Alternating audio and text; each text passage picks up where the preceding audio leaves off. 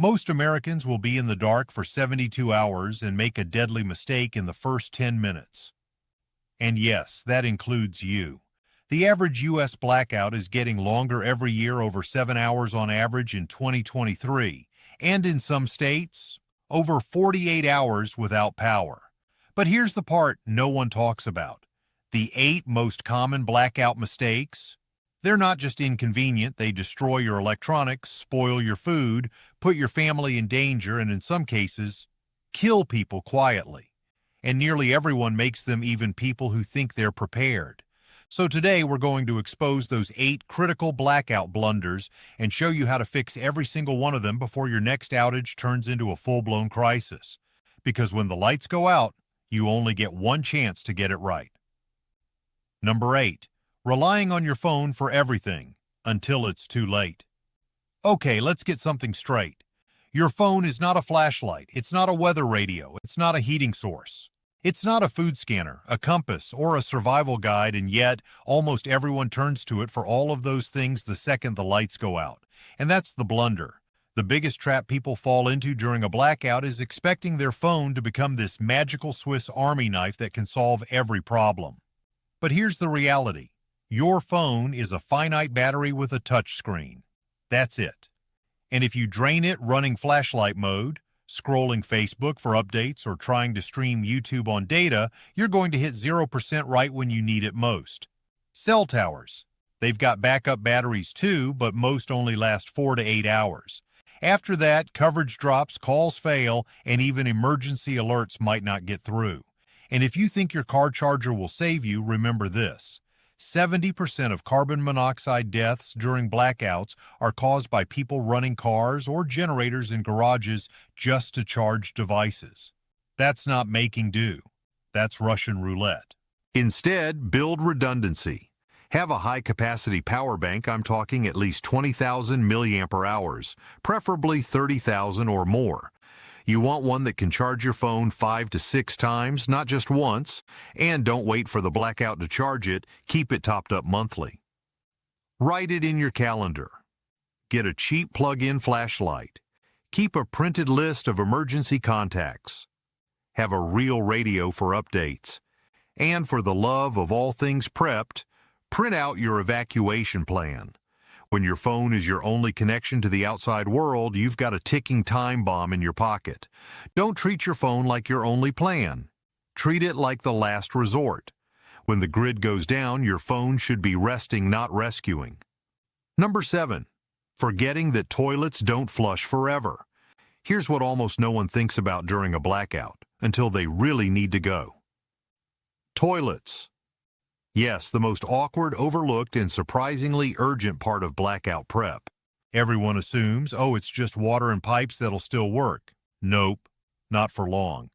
If you're on city water, you've got gravity-fed flow from a water tower, but those towers still need pumps to refill them. Lose power for more than 12 hours, and that pressure will drop. If you're on a well, forget it. No electricity, no water, period. Here's where it gets gross. The average American uses 2.6 gallons per flush. That means in a multi-person household, you're going to fill a septic tank or sewer line fast if the system can't push things downstream. And when sewage backs up, not only can it ruin your home's plumbing, but exposure to raw sewage during a blackout is a real public health crisis. E. coli, norovirus, hepatitis. You don't want any of that during an emergency. So what do? You prep a dry flush system. Keep a bucket. Line it with double contractor bags. Layer it with kitty litter, sawdust, or even powdered lime if you've got it. You've just made a $5 off-grid toilet. 1 bag per day per person. Cheap, simple, clean, and doesn't rely on water flow. Also, before the power even goes out, fill your tub. That's your emergency flush supply. Pouring a few quarts into the bowl gets you a manual flush if the system still drains. But after 24 hours, don't count on that system working. And here's a brutal reality no one talks about. During the 2003 Northeast blackout, sewage overflowed into rivers and basements across multiple states. One town in Ohio had 90,000 gallons of raw sewage flood into homes. So yeah, toilet talk might feel weird. But trust me, you'll care a whole lot more about it when you're 3 days into an outage and the bathroom smells like a porta-john at a summer festival. Don't wait for that moment. Handle it before it handles you. Number 6. Trusting the tap. When boil notices are already out, this one's sneaky because it doesn't hit you immediately. Day 1 of a blackout, you turn on the faucet, water comes out. You think, okay, this isn't so bad. But what you don't realize is that the second the grid went down, your water supply started compromising itself. Municipal pumps need power, treatment plants need power, pressure regulators and chemical injection systems, they all need electricity. And when that infrastructure hiccups, your water is no longer safe. You may think it's clean because it looks clear. You may smell nothing. But trust me, bacteria doesn't announce itself with a red flag. According to the CDC, power outages have caused dozens of cryptosporidium and giardia outbreaks in just the last decade. And boil water advisories? They're not always sent in time. In Texas, during the 2021 freeze blackout, over 14 million people were told their water might be contaminated after they'd already used it for days. So here's what most people miss. You can't wait for the government to tell you the water's unsafe. You treat it like it already is. Step 1.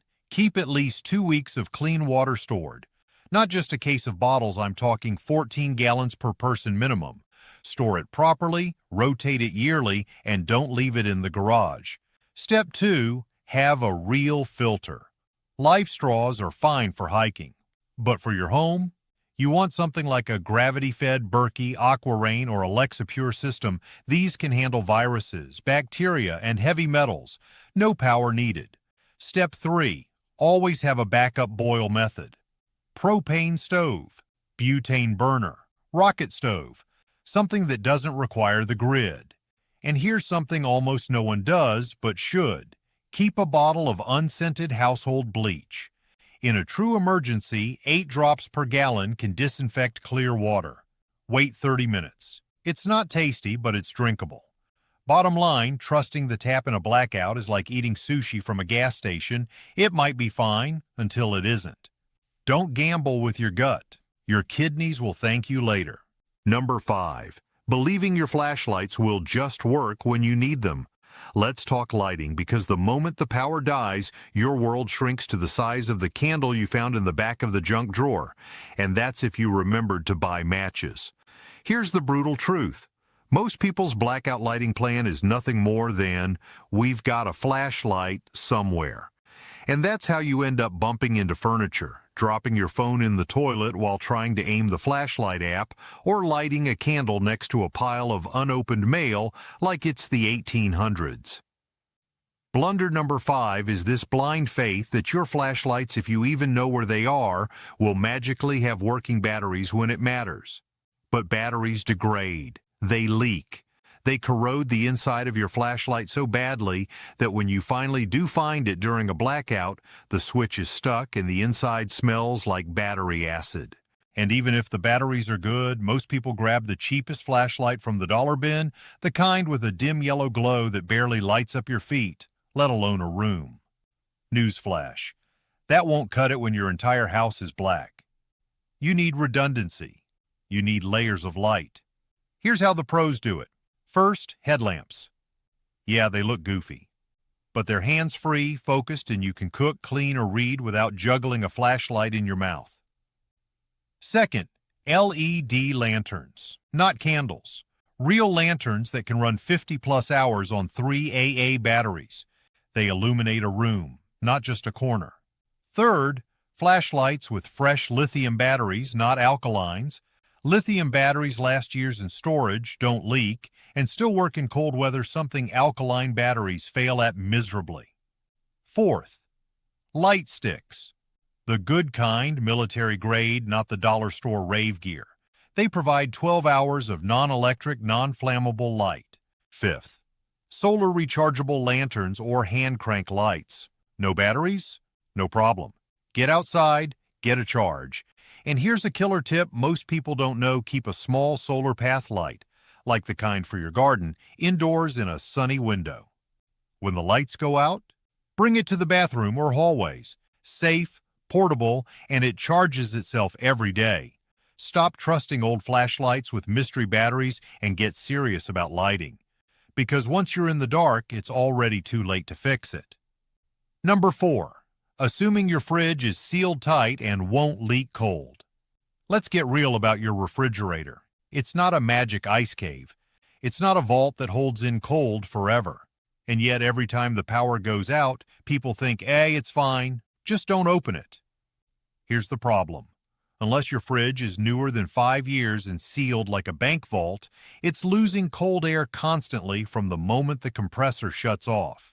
The average fridge with the door closed only maintains safe food temperatures for about 4 hours. After that, bacteria, we're talking Salmonella, Listeria, E. coli, start multiplying at rates that would shock you. These aren't maybe you'll get a tummy ache bugs. These are send grandma to the ER bacteria. And here's the kicker. Even if you don't open the fridge, someone else will. A kid looking for a juice box. A spouse checking if the light's still on. Every peek into that fridge dumps cold air and invites heat. And the freezer? Most people assume that it'll keep food frozen for days. Not if it's half full. A full freezer buys you 48 hours. A half full one? Closer to 24. That's one day to make some very expensive decisions. Do you cook 10 pounds of meat all at once? Do you try to refreeze it after it's softened? Do you just guess and hope? Stop gambling. The fix is simple. Buy a $10 appliance thermometer today and keep it in your fridge and freezer at all times. When the power goes out, you'll know what temperature things are at. If the fridge goes above 40 degrees Fahrenheit for more than 4 hours, it's done. Toss it. If the freezer items still have ice crystals, safe to refreeze. No crystals and it's room temperature? Trash it. Don't rely on smell or taste. Bacteria don't care how careful you feel, they're microscopic and relentless. Pro tip, freeze plastic water bottles or gel packs in advance and store them in your freezer. They slow the thawing process and can be moved to the fridge to extend safe temps by hours. People lose hundreds of dollars every single blackout because they think their fridge is some kind of superhero. It's not. It's just a fancy box that gets warm real fast without power. Number 3. Using the wrong fuel or worse, the wrong stove. Now this one gets dangerous fast. You lose power, it's cold, dark, and everyone's hungry. So you pull out that camping stove you bought 3 years ago, but the canister doesn't fit. Or worse, you dig out a little sterno burner and try to cook dinner on a candle-sized flame that couldn't boil water if you gave it 2 hours. Blunder number 3 is trusting fuel setups you've never actually tested. You think, I've got propane, I'm good. But which type? 1-pound canisters, 20-pound tanks, butane canisters, alcohol stoves? Do you know which regulator fits which stove? Do you know the burn times? Or how to safely ventilate the space you're cooking in? Here's the problem. Most people buy an emergency stove and shove it in a closet, and they never try it once. Then when the blackout hits, they're either out of fuel, using the wrong fuel, or setting up something extremely dangerous indoors. Let me be blunt, carbon monoxide kills. You can't burn charcoal or propane inside ever unless it's explicitly marked as safe for indoor use. People have died cooking indoors during blackouts because they didn't ventilate properly or didn't understand the difference between fuel types. A butane stove, like the kind used by caterers, is one of the safest, most affordable blackout cooking options. It runs off cheap cans, ignites easily, and can boil water or cook meals with no hassle, but it needs ventilation. Crack a window. Use it on a fireproof surface. Never run it for hours on end. And test it now, not during the crisis. Alcohol stoves like the Trangia are great for boiling small amounts of water, but don't expect them to handle large meals. They're better for minimalist use. Propane camping stoves are powerful but require the correct connections and safe outdoor use. Never try to rig one up in a garage with the door cracked. That's a death sentence. Keep your fuel stored outside, not in your basement, not in your kitchen cabinets. Flammable gases need to be kept in dry, shaded, ventilated areas. And here's something almost no one thinks about. Stock a few no-cook meals. Tuna packets, protein bars, crackers, canned soups. Why? because your fuel might run out, because you might not be able to ventilate, because sometimes it's just too risky. In short, don't wait until it's cold and dark to realize your stove doesn't work. Know your fuel, know your gear, test it while the lights are still on. Number 2. Heating your home with the wrong things and risking death without knowing it. When the power goes out in the middle of winter, panic sets in fast. Your thermostat blinks out, your furnace shuts down, and the temperature in your home starts dropping sometimes by 10 to 15 degrees per hour, depending on your insulation and the outside temperature. You feel the cold creeping in, and your brain goes into caveman mode, must find heat. That's where the second deadliest blackout mistake happens. People try to heat their home with things that were never meant for indoor use, and they end up poisoning the air, starting fires, or worse, never waking up. Blunder number 2 is so lethal because it doesn't feel dangerous. Lighting charcoal in a grill inside, just to take the chill off. Running a propane camping heater in a tent in your living room. Turning on the oven and cracking it open to warm the kitchen. Wrapping yourself in blankets near a candle. Every year, hundreds of people die this way quietly, invisibly, often in their sleep. Why? Because of carbon monoxide, a gas you can't see, can't smell, and can't taste. It builds up fast and kills faster. According to the CDC, at least 430 people in the U.S. die every year from accidental carbon monoxide poisoning, and that number spikes during blackouts, especially in the winter. Even survivors report permanent heart damage, brain fog, chronic dizziness, or memory loss. And it doesn't take a huge mistake. Just using one fuel-burning device in a poorly ventilated room is enough. Or leaving a generator running too close to a window. The scary part? Symptoms don't feel like gasping or choking. You'll feel sleepy, maybe nauseous. Your head will hurt. You'll feel off. Then it's lights out forever. Here's how you protect yourself. First, install multiple carbon monoxide detectors throughout your home, especially near sleeping areas. Check them monthly and replace the batteries every 6 months. Second, never burn charcoal, propane, kerosene, or anything that produces fumes inside your house, not even just for a few minutes. If it needs oxygen to burn, it belongs outside. Third, if you want safe indoor emergency heat, invest in a heater rated for indoor emergency use, like the Mr. Heater Buddy line, which has built-in oxygen sensors and auto shutoff features. Even then, crack a window and don't sleep next to it. Better yet, don't rely on combustion at all. Use battery-powered heating pads, thermal blankets, hand warmers, and layered clothing. You lose most of your body heat through your head and feet, so wear a hat and double up your socks. Set up a small tent or blanket fort in a single room to trap heat. Body heat alone, when properly contained, can keep a space livable. Bottom line, the blackout is already a crisis. Don't add fire or carbon monoxide to the list. You can survive the cold, but only if you heat smart, not desperate. Number 1. Thinking it won't last that long, and doing nothing until it's too late. This is the mother of all blackout blunders, the one that causes all the others. The mindset that gets people hurt, costs them thousands of dollars, and leaves them standing in the dark, unprepared, cold, hungry, and panicked. Blunder number 1 is underestimating the blackout entirely. You hear a transformer pop, the lights flicker, the power cuts out, and your brain immediately says, "Hey, it'll be back in a couple hours." So you do nothing. You don't unplug your electronics. You don't start preserving your food. You don't fill the bathtub, charge your power banks, or check your flashlight batteries. You don't even check the weather to see if a larger storm is coming. You just wait, and every hour that ticks by, you fall further and further behind. By the time you realize this isn't just a flicker, it's a multi-day outage, you're already in trouble. Your phone's at 12%. Your fridge is warming up. Your fridge thermometer is blinking high temp. Your house is getting cold. Your kids are asking when dinner is.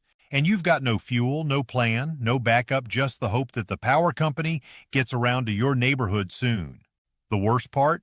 It happens to smart people, prepared people, people with tools, with storage, with experience, but who get caught off guard because they assumed this outage would be short. But here's what the data says.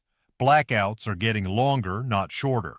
According to the U.S. Energy Information Administration, the average power outage in America now lasts over 7 hours, and in places hit by extreme weather that stretches to days or even weeks.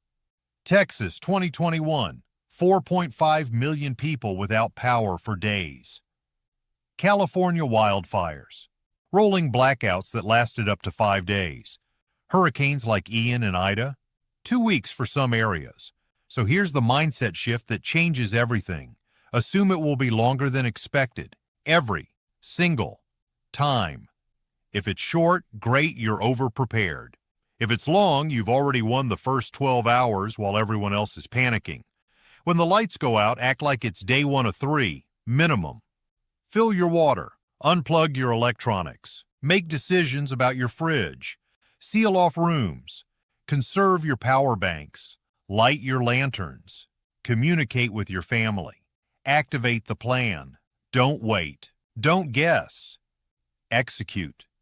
Because once you're behind, it's nearly impossible to catch up, especially when stores are closed, roads are blocked, and everyone else just realized they're in trouble too. Preparedness isn't about paranoia. It's about making the decision before the chaos. Because once the grid goes down, you don't rise to the occasion, you fall to the level of your systems. So make sure your systems are built before the lights go out. That's it, the 8 blackout blunders almost everyone makes. Now you know better, so you can do better. Don't wait for the lights to go out to get ready, because by then, it's already too late. Hit that like button, share this with someone who needs it, and check the description for the free blackout prep checklist. Stay safe, stay sharp, and I'll see you in the next one.